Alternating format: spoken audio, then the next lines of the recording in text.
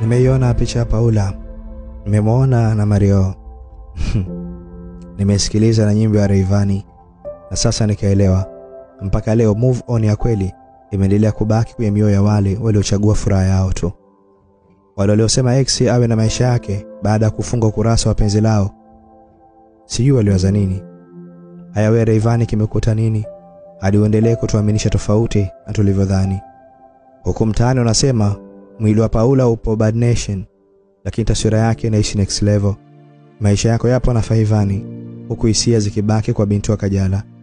Njoo hapa Chui utuambie kuwa huu wimbo sio ishara maumivu makubwa unayopitia. Uje utusimulie kuwa hakuna uhusiano wote kati yako kwa Paula na Jux kwa Vanessa. Wishing yako kwa mtoto chotara ajaye. Damu ya Mwanza iliyochanganyika na kibiti ina tafsiri ya umeumia ndani kwa ndani. Muungwana wewe Rayvanny, kama haukumpa mimba kama ulivyotamani iwe, basi chutama ili tukuweke kwenye kundi la machuadi wanaojitambua.